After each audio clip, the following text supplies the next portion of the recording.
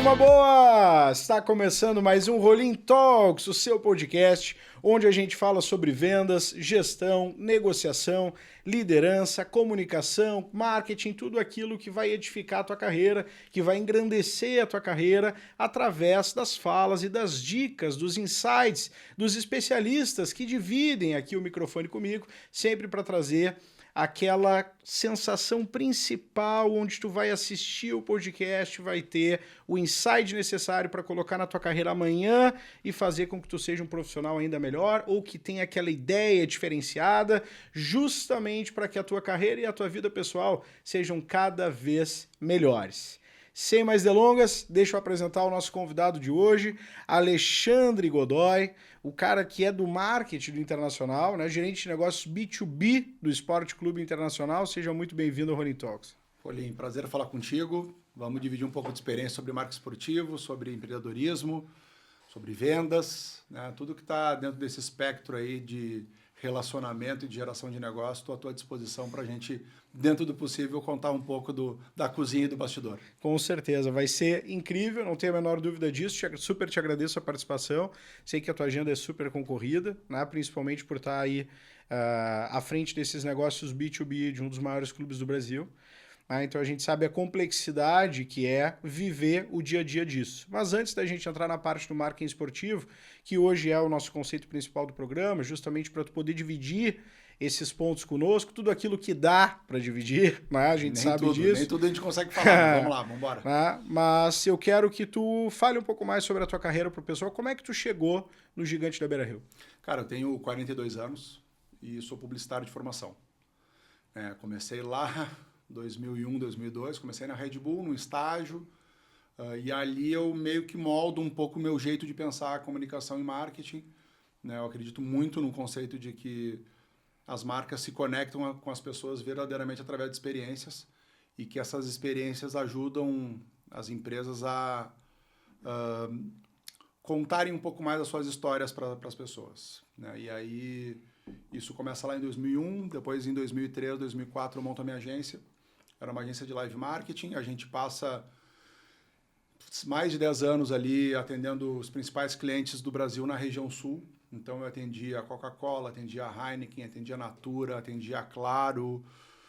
Grandes marcas nacionais e internacionais que confiavam na gente, na minha agência, para a gente conseguir, de fato, fazer essas conexões. Né? Então pensa lá que os posicionamentos das marcas, eles eram tangibilizados através de experiências e a gente era responsável por desenhar essas experiências. E toda uma complexidade, né? Porque a gente está falando aqui de marcas gigantes.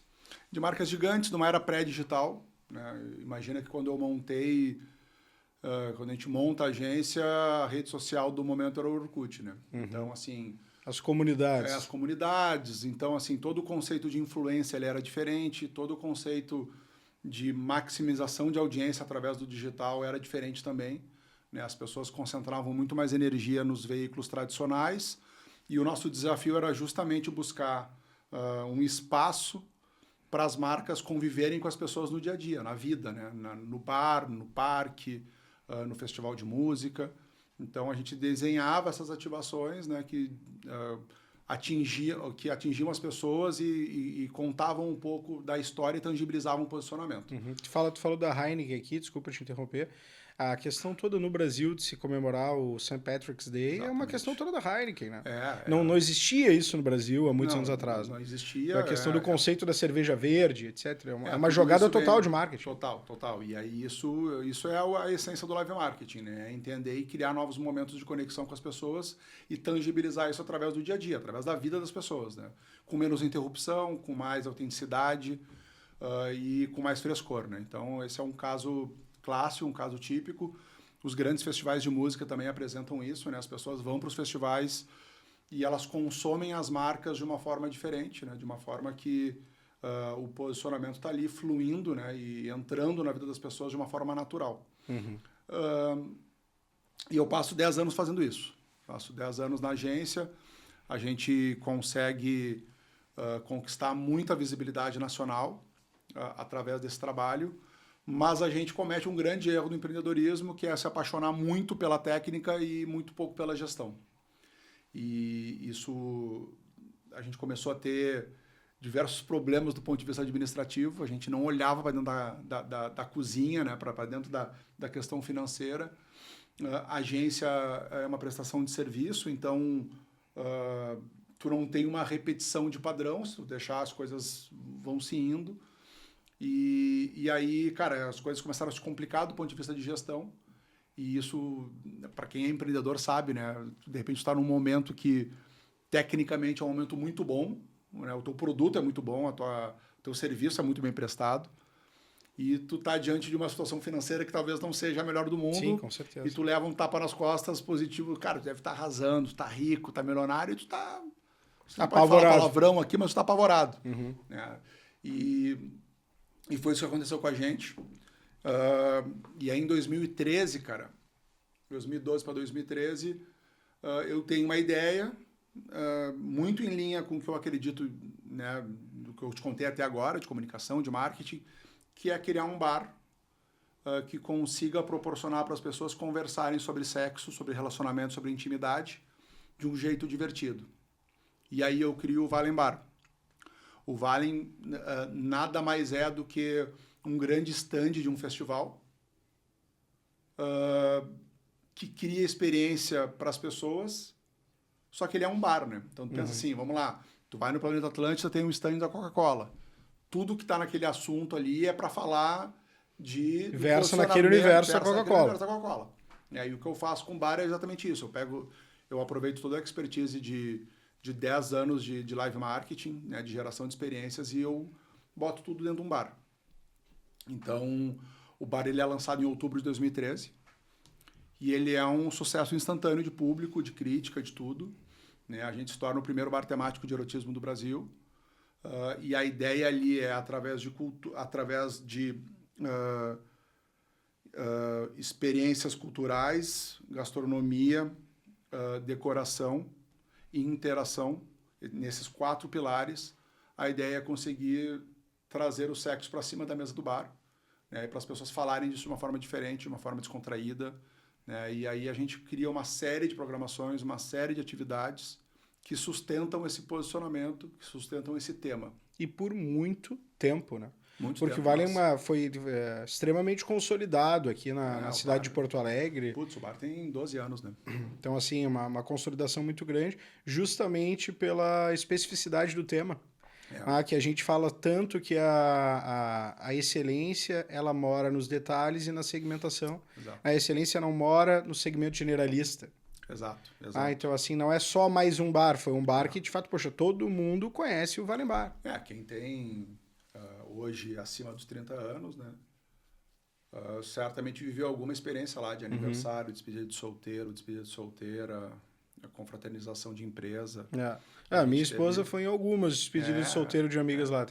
Putz, cara, a gente teve festas... fresco na memória. A gente teve festas empresariais de final de ano, de escritório de advocacia, a agências passando por veículos, passando por grandes empresas comemorando lá.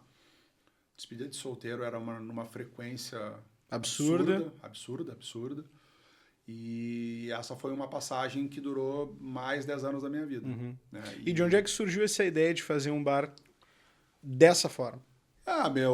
Eu acho que é muito análise de comportamento, né? Análise da cultura, né? do assunto, do momento.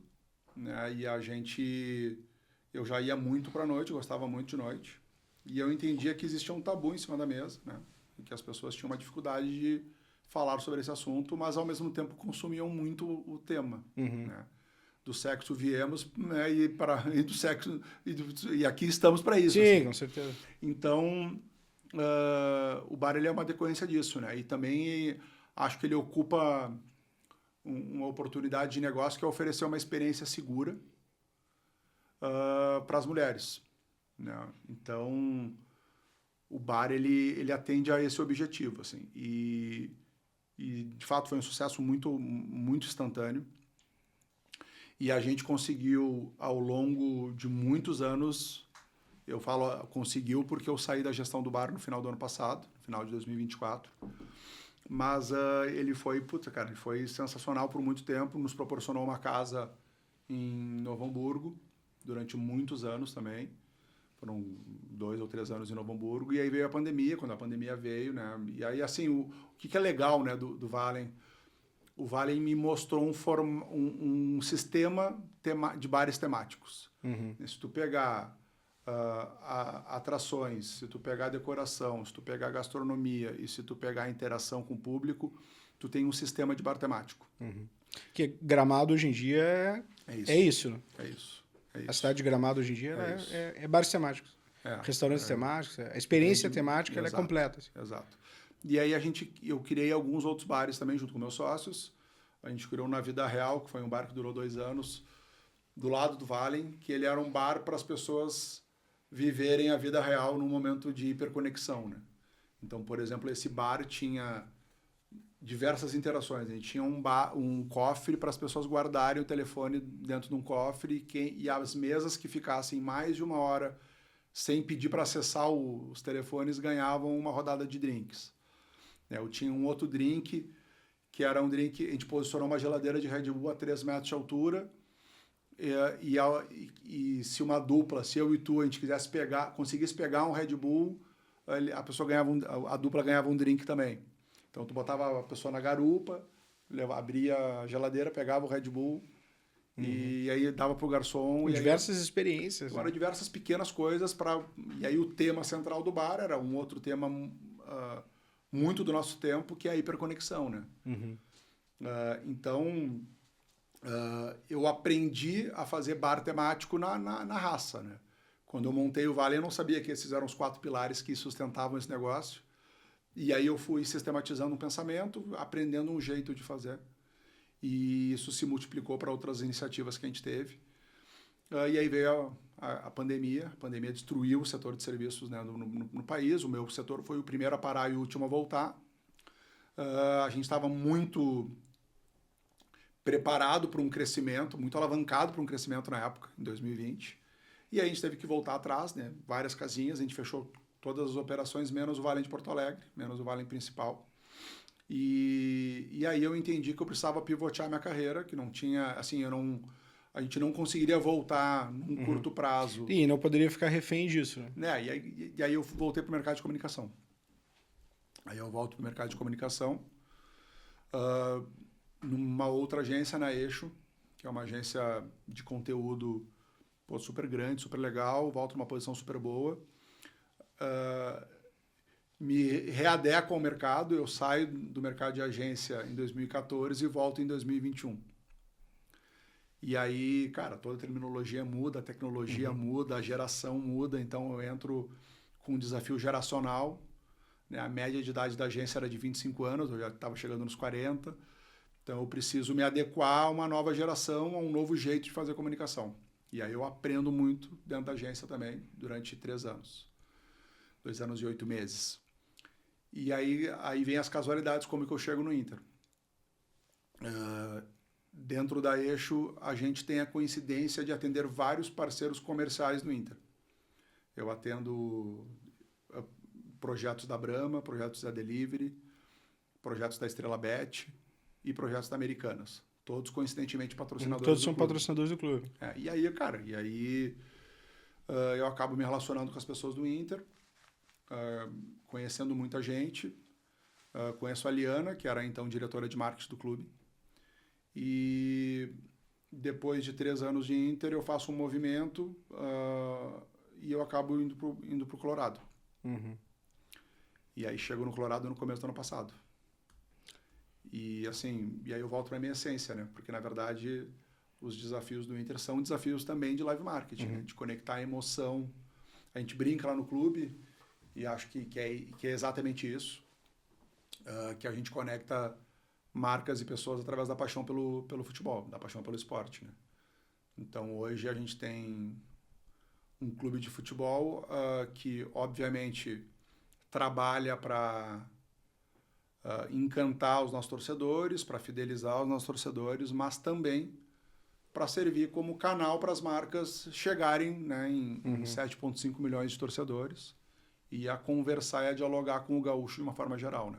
Sim, conversar, dialogar e converter de alguma forma. Claro.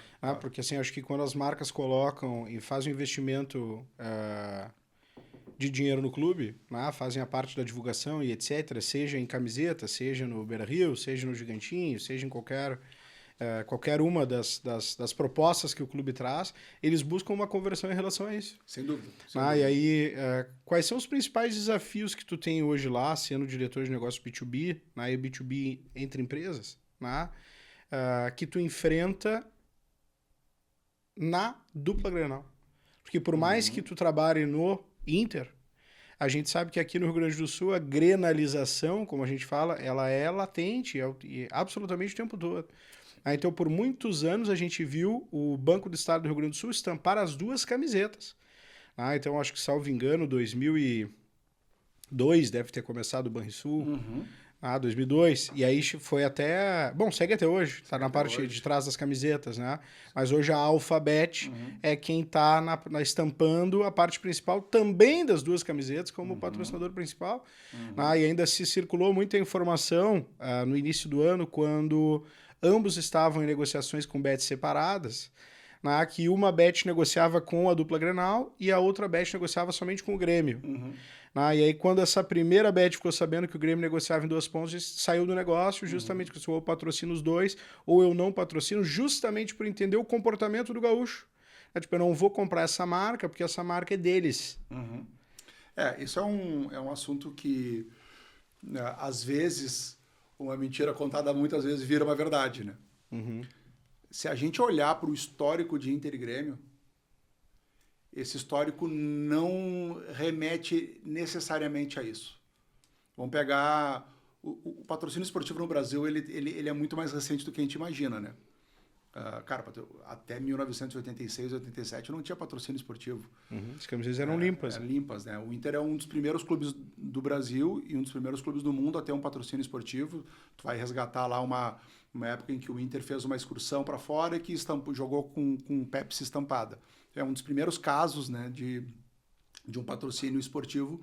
E depois vem lá em 1987, todo mundo lembra, Copa União, Coca-Cola, Inter e Grêmio e outros grandes clubes do Brasil, praticamente o clube dos 3 inteiro. Mas quando a gente vai para a década de 90, Inter tinha a Plube e Grêmio tinha Tintas Renner. Né? É verdade. E aí, quando que isso muda? Isso muda quando em 1998... Chevrolet. O que a Chevrolet faz? Né? Estou chegando a montar uma fábrica em Gravataí. Se faz um grande projeto de patrocínio onde se patrocina Inter e Grêmio. E a partir dali a gente brinca, né? Pô, a Chevrolet... Ferrou. A partir dali vira. E aí depois tem uma questão de uma composição de dívida lá do Banrisul com a dupla Grenal. E aí, esse patrocínio que hoje é um grande orgulho para nós, né? O patrocínio do Banrisul com o Inter e com o Grêmio, ele é um dos 3 patrocínios mais longevos do mundo. Isso é uma marca do estado do Rio Grande do Sul. Eu não sabia disso. A gente tem o Wolfsburg da Alemanha com a Volkswagen, né? Uma relação intrínseca. Com certeza. E a gente tem o PSV com a Philips, outra relação intrínseca. Sim, né? Que eram praticamente times empresa. Exatamente. Os times, eles eram dos funcionários da Volkswagen, os funcionários da Philips. Né? Exato. Então, cara, acho que aqui tem uma potência, né? E aí, eu não vou fugir da tua pergunta, mas vamos lá. E aí eu quero falar da Unimed também, cara. Sim. Mesma coisa. Que teve outras. A Tramontina, por muito tempo, estampou aqui a manga dos dois. Isso, a Unimed, um ano depois, entra no calção do Inter, entra no calção do Grêmio e está até hoje, né? Hoje em outra posição de uniforme, que é na barra costas inferior. Mas eu estou trazendo essa evidência para mostrar como patrocinar o Inter, aqui obviamente eu vou falar do meu clube, entrega resultado. Se o Banco Top of Mind do Estado, ele está com a gente há 24 anos, né? Se a Unimed está que a Top of Mind está com a gente há 20 e poucos anos também, isso é um grande sinal. A rede Sim, de postos de gasolina, né, do Grupo Argenta, se a gente olhar os resultados da revista Amanhã, do Top of Mind, ela dá um salto, eu não vou saber te precisar de quantos pontos percentuais, mas assim, ela sobe na lembrança das pessoas nos últimos 2, 3 anos e muito agressivamente nesse ano, né? E casualmente tem uma campanha rodando com o Inter, né? E deve ter uma campanha rodando com o Grêmio também. de parceria. Né? Então, assim, mas não fugindo da tua pergunta, para voltar, eu acho que sim é um desafio convencer as empresas de que é possível patrocinar o Inter ou o Grêmio, de forma não exclusiva. Né? Nós teremos surpresas no jogo do Inter e Flamengo, pela Copa Libertadores. Você que está assistindo agora, já vai ter passado o primeiro jogo, mas já vai ter visto, então a gente vai ter um patrocínio pontual de uniforme só no Inter. Né? A final do Gauchão nós tivemos patrocínio pontual de uma faculdade, da Uniaselv, só no Inter também. E eventualmente também tem patrocínio só no Grêmio. O Grêmio teve por um bom tempo a Mideia de ar-condicionados. No ombro, né? No ombro, só no Grêmio, né? Na região do omoplata. Então, assim, às vezes a lógica aponta para isso, mas isso não é uma verdade absoluta. E o mercado até chacoalhou de alguma forma agora com a função do Marcelo.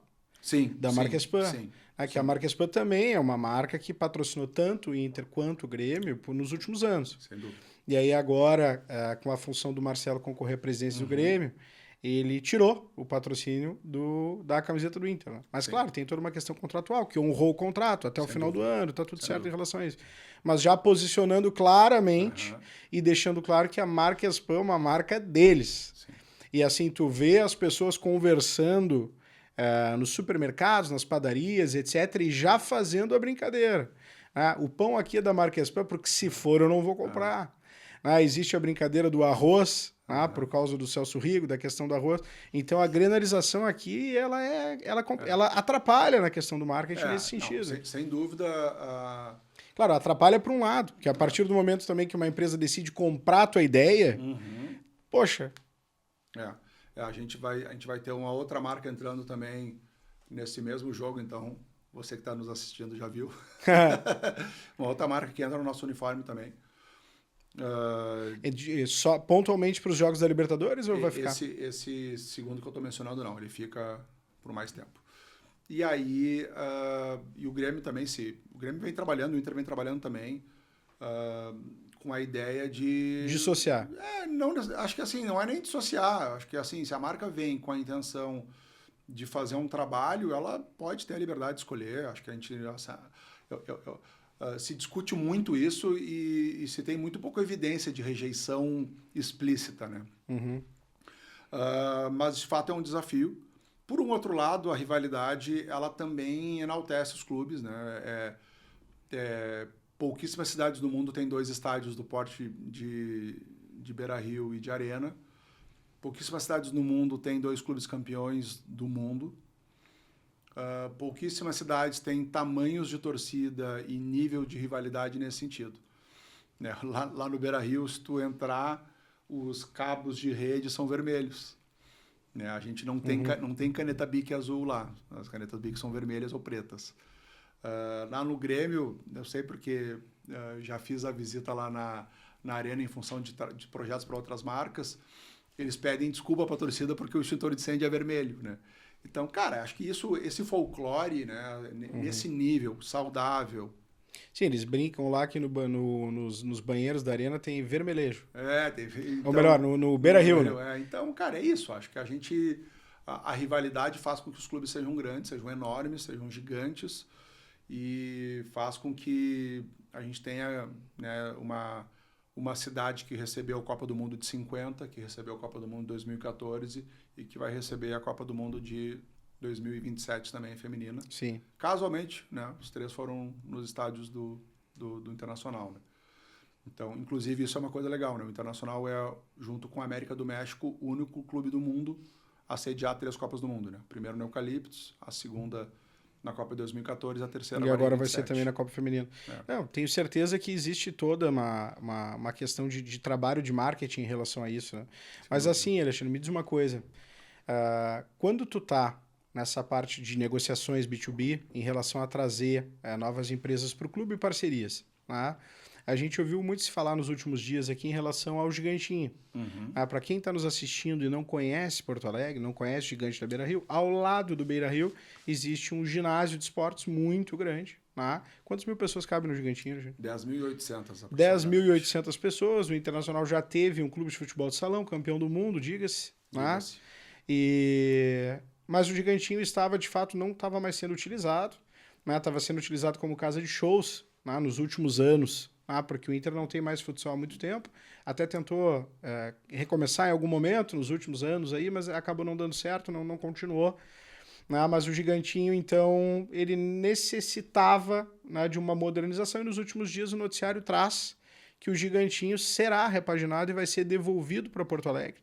Porque o Gigantinho ele deixou de ser do Inter, né? Uma casa de espetáculos da cidade, né? Do estado do Rio Grande do Sul. E como é que foi todo esse... Não sei o que tu pode falar em relação a isso, Claro. né? Mas como é que foi toda essa negociação? Como é que foi esse negócio do Gigantinho? Onde é que o clube viu, cara, a gente precisa de fato trazer o Gigantinho de volta? O Gigantinho é um equipamento que foi inaugurado há muitos anos, se não me falha a memória, em 1973, tá? Talvez a minha memória me traia aqui, mas ele é um equipamento tradicional, é um equipamento que ajudou a colocar Porto Alegre na rota dos grandes eventos. Qualquer pessoa, de novo, com mais de 25, 30 anos de idade, vai ter alguma memória afetiva no Gigantinho. O meu primeiro show da minha vida foi o show da Shakira, em 96, no Gigantinho. Eu lembro de fazer simulados de vestibular da 0 Hora no Gigantinho. Eu lembro que eu assisti um show do Roberto Carlos com os meus pais do Gigantinho. Todo mundo. A minha... O Rei.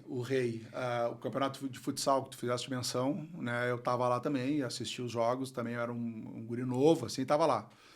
Então, a tua referência é perfeita, né? O Gigantinho, ele é um patrimônio do Internacional, mas ele também é um patrimônio afetivo da sociedade gaúcha, inclusive acima da tal rivalidade.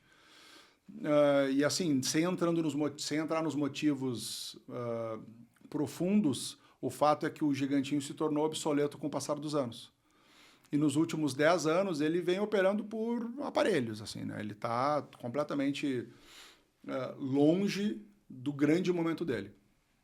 E se fez um grande esforço de gestão, um grande esforço desta gestão mesmo, de buscar uma saída viável para o Gigantinho, para Porto Alegre voltar a receber grandes eventos que não sejam grandes o suficientes para irem para um estádio como o Beira-Rio, e que não sejam que não sejam pequenos... Araújo Viana. Por Araújo Viana, que é 3.500 lugares. Mas que é sensacional, né? Que está lotado, que é um case da Opinião e da Prefeitura de Porto Alegre.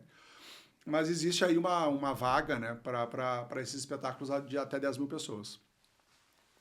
E aí a gente buscou um formato que fosse viável, que mantivesse o Gigantinho na mão, né, a gestão com o Internacional. Então a gestão ela é do clube, o patrimônio ele segue sendo do clube. Não existe alienação de gestão, não existe concessão do Gigantinho. O Gigantinho ele é do Internacional. Ele conta com o envolvimento do Grupo RBS, através da RBS Ventures e do Grupo Tornac, e da Tornac Holding, onde a RBS e a Tornac aportam e ajudam o clube na prospecção de patrocinadores, na expertise de shows, né? Mas o patrimônio é do Inter. E a gente anunciou, então, nessa segunda-feira, que o início das obras acontecem agora no final de agosto, através de patrocinadores. A gente anunciou a tiqueteira oficial, que é a Imply. A gente vai anunciar mais algumas marcas ao longo do mês de agosto, que já estão em fase final de negociação, algumas assinadas e outras para assinar. E a ideia é devolver o Gigantinho até o final do ano que vem para a sociedade gaúcha e a gente conseguir voltar a colocar Porto Alegre na rota dos grandes eventos. Então, existe uma remodelação completa. O Gigantinho ele volta a ficar viável, adaptado para o novo momento. E modernizado e tudo mais. Funcional, né? Porque é uma pena. A gente olha para o Complexo Beira-Rio, né, que é um estádio... Sim, existe um abismo entre os dois, por mais que seja, sei lá, 30 metros ali entre um e outro. Exatamente. E acho que Porto Alegre ganhou nos últimos anos a remodelação da Orla, né? E o Beira-Rio, o complexo inteiro, ele faz parte desse cenário. Sem dúvida. Hoje o Beira-Rio, ele é a melhor atração turística e esportiva da cidade e a terceira melhor atração turística da cidade, segundo o TripAdvisor. Então, o Gigantinho funcional ele vai ajudar muito nisso também, né? E para o turista que vem a Porto Alegre, né, se for em um dia de jogo do Inter, é ainda mais. Porque tem aquela parte do Sunset ali em cima, que tu pega Exato. todo o pôr do sol do Guaíba, que tá aí nas músicas de Cleiton e Cledir, Nenhum de Nós, tá?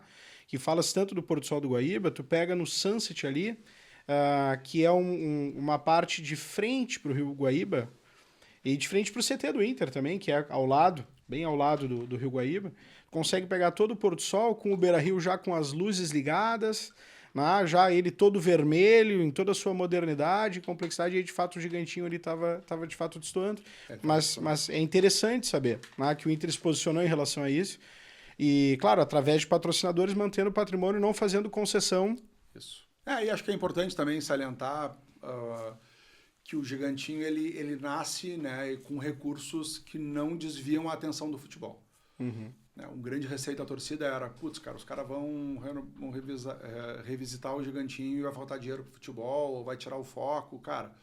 Todo orçamento... É bem o que o torcedor pensa, né? Eu não quero revitalização do gigantinho, eu quero que me traga um camisa 9, fazedor de gol. É isso aí.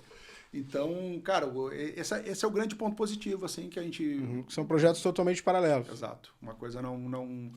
A verba do gigantinho, ela é de um patrocínio de um novo equipamento de lazer e de esporte da cidade. Que não entraria no clube se não fosse. Exatamente. O recurso existe porque o gigantinho existe, né? Então, o ponto é esse. A gente está muito animado e a obra os tapumes devem começar agora a serem instalados até o final do mês. Em setembro a obra começa e vamos embora. Ano que vem tem gigantinho à disposição das produtoras e da sociedade gaúcha. Muito bacana. E qual é a complexidade de um contrato desse? Onde é que vai se buscar essas marcas? Cara, essa é uma negociação tanto para o clube quanto para o gigantinho. Assim. Onde é que vai buscar esse negócio?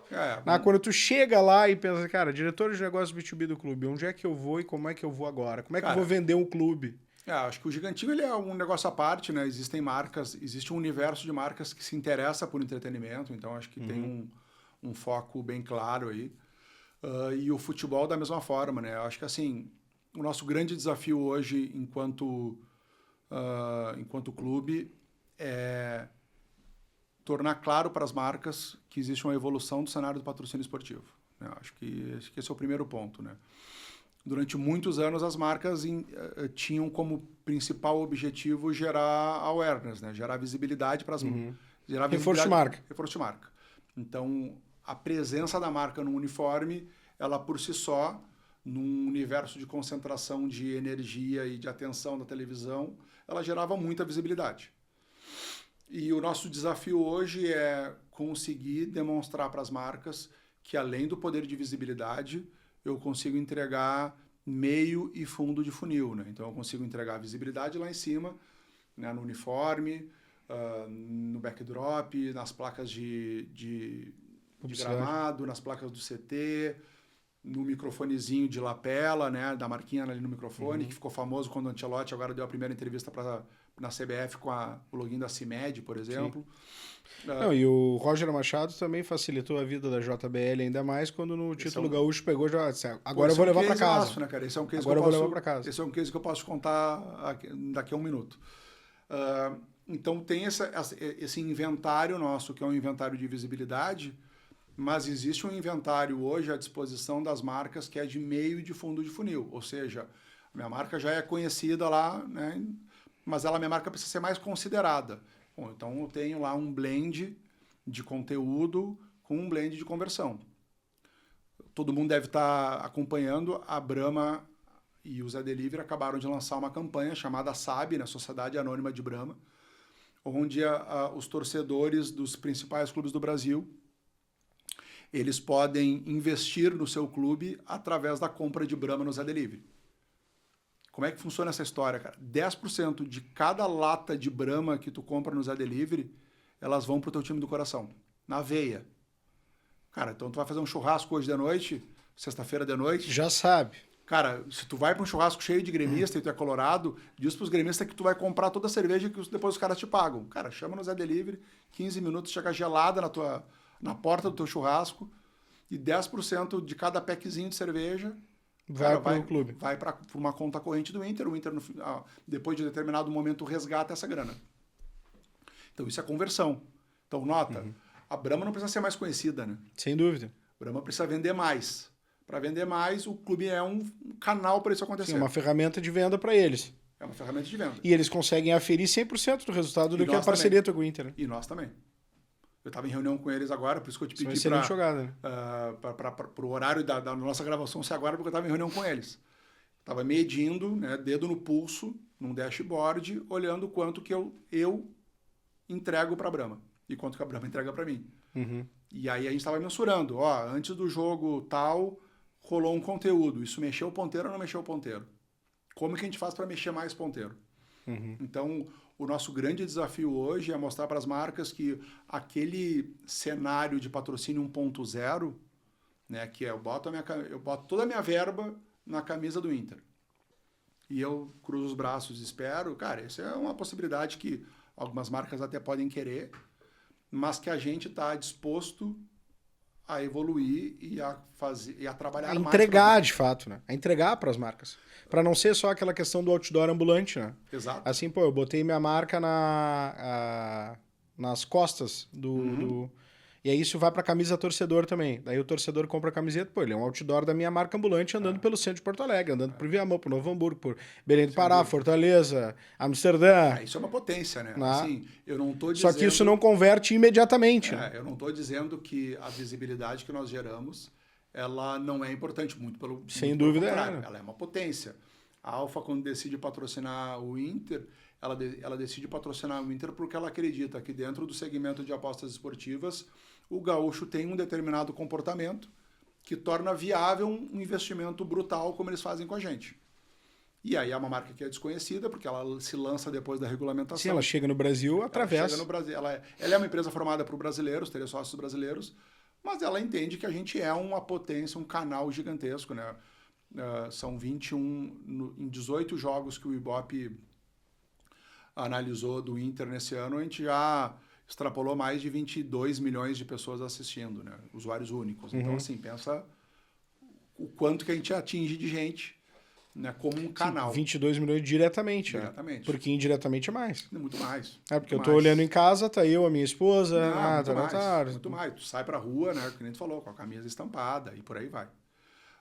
Então, o nosso grande desafio hoje é mostrar para as marcas que a gente é motor de conversão, que a gente é um canal para se falar com o gaúcho e que a gente oferece engajamento genuíno e autêntico com Gen Z e com Millennials. Tá todo mundo tentando entender como é que conversa com esse público. E a gente consegue conversar muito porque a gente fala de emoção, a gente fala de conexão, a nossa audiência digital ela é majoritariamente jovem. Então, eu ofereço espaço de conteúdo de relacionamento para conversar com esses três públicos, né? Uhum. O gaúcho, o Gen Z, o millennial e o fã de futebol em geral. Então, é mainstream, é segmentado e é segmentado também. Uhum. Tu falou agora da questão do conflito de gerações, não especificamente do conflito de gerações, mas falou dos millennials, né, e do Gen Z, que são as gerações hoje em dia majoritariamente, né? Então, assim, fala-se muito em relação às gerações atuais sobre o imediatismo das coisas. Uhum. Né? Sobre, assim, sobre o sucesso imediato. Né? Onde eles não têm a mesma sabedoria, digamos assim, que a gente tinha anteriormente sobre suportar os momentos difíceis. E aí, como é que é para o marketing do clube vender a marca do clube em um momento ruim? Sim. Que o campo tá ruim. Porque aí a geração Z, talvez ela não seja fidelizada em relação a isso. Tudo depende de um trabalho muito bem feito em relação a essas pessoas. Não, sem dúvida. São desafios. Quando a bola não entra, né? Esse não é exatamente o meu desafio dentro do clube. Uhum. Meu desafio, de novo, né? Ele é conectar as marcas com o público, mas a gente sabe, né? As pessoas que têm esse desafio, elas estão dentro do setor, comigo, né? Então, estão do meu lado aqui. E, de fato, é um desafio, né? Assim, o enredo de um jogo de futebol, ele tem vitória, derrota ou empate, né? Então, a probabilidade, ela está sempre dividida, distribuída dentro desses 3 pontos, assim. Na parte das empresas é mais tranquilo, né? A parte das empresas é menos afetada, né? Então, por exemplo, a gente tem hoje 150 mil sócios e o desafio do Pedro, que é o diretor de sócios do clube, é reduzir sempre a inadimplência. A inadimplência reduz quando nós estamos em grandes jogos, né? E a aquisição, né? Quando a gente está Também também... jogos também. Então, assim, de fato é um grande trabalho. É um trabalho onde o nosso desafio é descolar ao máximo a questão da bola, do futebol, né? Oferecendo benefício, oferecendo um atendimento, oferecendo qualidade dentro do estádio. E entrega, né? Que tu acabou de falar. Né? Então é isso, cara. É constância, é consistência de entrega. Hoje, um sócio do Inter tem desconto nos postos Sim, o sócio do Inter tem desconto no Zé Delivery, Unimed. Na Unimed, na Panvel. Né? Então, assim, onde mexe ponteiro na vida do sócio do Inter, a gente tem um benefício apontado, né? Isso são coisas que muita gente, muitos sócios, inclusive, não sabem. Né? Não sabe. Né? Não sabe, assim, porque, claro, o clube faz toda a comunicação em relação a isso, através de e-mail, então sempre que eu recebo. Mas as pessoas têm a vida delas, né? Eu recebo, né? Sócio colorado eu recebo, sei como funciona, mas essa questão de chegar, aí vai muito também do trabalho da empresa em relação a isso, né? Sim, até que ponto... Dúvida. Cara, qualquer desafio de patrocínio, ele não é dos acaba, dois lados, né? Ele não acaba no momento da assinatura do contrato, ele começa nesse momento, né? Sem dúvida. Então, a participação das empresas na vida, hoje de manhã eu passei a manhã em reunião com a Alfa, hoje de tarde eu passei a tarde em reunião com a Ambev, né? Porque são marcas que entendem que o investimento no clube ele é o ponto de partida e não o ponto de chegada. Sem dúvida. A partir dali que eu começo, né? Como é que eu envolvo a torcida? Como é que eu aumento a minha aquisição de clientes? Como é que eu melhoro o conhecimento da minha marca? E o patrocínio ele é o ponto de partida para isso, né? Uhum, perfeito. Agora me conta a história da JBL, que tu me contaria essa um história minuto. é maravilhosa, cara. Essa história é maravilhosa porque ela envolve a vida como ela é. Nós temos um contrato com a JBL, que a JBL tem várias entregas. Nós temos várias entregas para a JBL, né? Então a JBL está no backdrop de entrevistas, nós temos alguns conteúdos em rede social que a gente produz para eles, né? De desafio de habilidade, jogador que acertar a bola no travessão ganha caixinha, né? Então são vários conteúdos. E uma dessas entregas é a presença de um produto na coletiva, da bancada de coletiva. E fato é que durante os 3, 4 anos que a JBL está com a gente, essa propriedade em especial, que está em contrato, nunca havia sido exercida pela JBL. Cara, a JBL nunca mandou o produto para ficar lá e tal.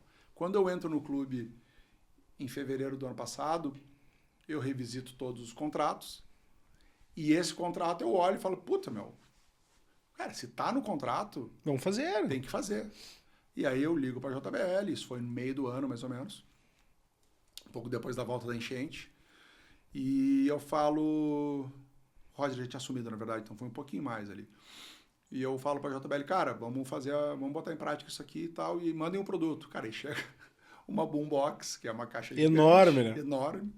E eu leio o contrato, e no contrato não fala o tamanho, e aí eles falam, cara, nos ajuda, esse produto é um produto importante para nós, é um lançamento da companhia, precisa ser falado e tal. Não, vamos embora. E aí a gente bota a caixa na coletiva, avisa o Roger, né? O pessoal da comunicação avisa o Roger, avisa todo mundo.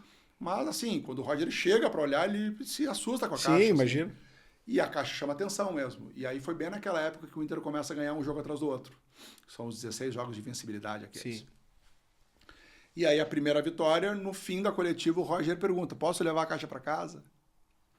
E aí alguém diz, não. E aí isso já gera uma reação da torcida e da imprensa que está cobrindo a coletiva. Com certeza. A gente entende que aqui tem uma oportunidade. E aí a gente combina com o Roger que depois de 3 ou 4 vitórias ele levaria isso em off, assim. E aí casualmente vem o Grenal, que a gente ganha o Grenal. Tem sido uma constância. E aí a gente combina com ele que ele vai poder levar para casa a caixa. E aí depois da coletiva ele pergunta, posso levar? E aí o Bira, que estava comigo, né, o gerente de marketing e comunicação do clube, fala, pode levar, Roger. E aí isso gera um corte que a gente edita e joga nas redes sociais. E isso aí gera mais de 1 milhão de views. Isso gera 54 mil engajamentos, isso gera um valor de entrega para a JBL de quase 260 mil reais em valor de mídia. E isso é muito engraçado, porque na mesma época o Gabriel Medina e a Larissa Manoela produziram conteúdos para a JBL também. na mesma semana, e o Gabriel Medina deve ter 20 milhões de seguidores, a Larissa Manoela deve ter lá 15, 20 também, e o Inter tem 2,3 no Instagram. E a gente tem mais visualizações do que a Larissa Manoela e o Gabriel Medina com uma ação do Roger fazendo algo orgânico, não remunerado, né? Algo de fato Sim, muito algo espontâneo. do... Assim. Sim. E acho que isso mostra um pouco, né, do que é a gente estar ligado para gerar resultado para as marcas. Né? Assim, esse recorte não precisava ter sido feito, a gente podia ter só deixado o produto em cima da mesa. Porque no fim das contas, né, Godoy, o marketing genuíno, ele sempre vai ter uma... como é que eu posso dizer assim? Ele vai explodir de uma maneira mais genuína. Sim. Né? O marketing que acontece genuinamente, ele entra genuinamente também para aquele que está assistindo. Né? Então foi como tu disseste, pô, a primeira vez foi uma brincadeira orgânica do Roger ali, onde ele, pô, vou levar para casa e tal, faz ali uma brincadeira, né? Pega a imprensa que todos as emissoras que estavam ali cobrindo, todos disseram, o Roger quer levar para casa, aqui a caixa da patrocinadora do clube e tal, e aí aquilo ficou, e aí como tu disseste, aí o Roger vai brincando com isso, e aí entra você já na parte profissional e olha o engajamento que dá uma situação como essa, assim. Não, é isso. Está sempre ligado em relação às situações. Cara, timing é tudo, né? A gente... Quando o Inter anuncia o Gabriel Mercado lá em 2021, era o hype do Americanas Mercado. Era ali na época do Big Brother e tal. Eu não estava no clube ainda, muito antes de estar no clube. Mas essa é uma campanha que também o Inter anuncia o mercado com uma brincadeira de que o Inter está pedindo o mercado pelo app do Americanas Mercado. Assim. Então, assim, no futebol, o timing é tudo, né? Como a gente mencionou há 2 minutos atrás, pro lado bom e pro lado ruim. Sem dúvida. A gente hoje, por exemplo, mais que a gente tente se descolar do resultado de campo, depois de uma derrota não é o momento de fazer uma brincadeira, né? É o momento de tu manter uma sobriedade um pouco maior, respeitar o luto, a dor da torcida, né? E a gente, lá dentro, a gente também sente, né? Profissionalmente e emocionalmente também, Sem né? dúvida. A gente é colorado, eu sou colorado, meu primeiro jogo do Inter foi em 1987, eu era um menino, cheguei no estádio Inter de Goiás, 0-0, estranhei que não tinha narrador, né? Porque eu estava acostumado a ver na TV. Sim. Então, assim, cara, a gente sente também, né? Óbvio que a gente sente também. Então, o timing é tudo pro lado bom e pro lado ruim. Né? Então, tem que saber o momento de fazer cada coisa, né? Com certeza. Godoy, a gente já está se encerrando para o fim do nosso papo, por incrível que pareça. Meu Deus, foi rápido. A gente começa a conversar e a coisa vai, né? Fala um pouco, né? E os guris avisam aqui 40 minutos, né? E aí eu já fico, pô, como assim, cara? A gente tá no início do papo, já passou 40 minutos. Mas quando o papo é bom, geralmente isso de fato acontece, a gente consegue absorver o máximo possível. Mas eu quero que tu deixe, né, para nossa audiência, né, para quem está nos assistindo através do YouTube, para quem está nos ouvindo através do Spotify, uma dica final em relação ao marketing B2B mesmo. Porque tem muitas pessoas que conversam comigo em relação ao podcast, falam, pô, cara, adotei tal dia que em relação ao cara falou aquele negócio do áudio no mudo, sabe? Outro, uma questão de liderança, uma questão de feedback, uma questão de one-on-one, sabe? Então, para os profissionais de marketing que estão nos assistindo, não só com base no clube onde tu vive hoje, né? Onde tu entrega toda a tua parte técnica, né? O teu intraempreendedorismo dentro do clube, mas no aspecto geral, para quem está nos assistindo e de toda a tua carreira, qual é a dica principal que tu daria? Eu acho que tem um ponto que até pode ser um chavão, pode ser um clichê, mas eu acho que quando a gente fala de 2 empresas, a gente está falando necessariamente de pessoas conversando, né? Sem dúvida. E se tem essa história de que B2B e tal, mas, cara, na verdade é relacionamento e técnica e consistência, né? Então, conseguir entender aonde está apertando o calo do outro lado sempre vai ajudar a montar propostas adequadas, né? Seja numa relativização de prazo, seja numa entrega maior de valor, seja numa concessão aqui ou ali. Eu acho que entender a dor do outro naquele momento de uma negociação B2B, que sempre é pesada, sempre tem um escudo corporativo, né? Sem dúvida. Que protege, assim, não, eu não posso porque a cultura. Empresa, a cultura e tal. Então, eu acho que, assim, essa história da empatia, acho que ela é fundamental. Putz, cultivar relações é muito importante, né? Acho que o que tu faz aqui, né, a gente estava conversando antes de entrar no ar, é basicamente cultivar relações, né? Estabelecer e cultivar relações, né? E eu acho que esse é o segredo, assim. Acho que é por aí. Maravilha. Muito obrigado pela participação, meu velho. Eu te agradeço. Obrigado, cara. Então, para todo mundo que está assistindo o Rolling Talks, a gente teve esse baita papo com o Alexandre Godoy hoje, falando sobre o internacional, falando sobre marketing principalmente. Falamos aqui da carreira do Godoy, da questão do Valembar, que para os gaúchos aqui, para quem é de Porto Alegre, todo mundo já ouviu falar, todo mundo tem bastante conhecimento, com vários insights, várias dicas para que vocês possam colocar na carreira de vocês, né? Para que vocês possam trazer aquele paralelo em relação ao que está passando hoje dentro da tua empresa, né? Dentro daquilo que tu está prestando em relação ao trabalho.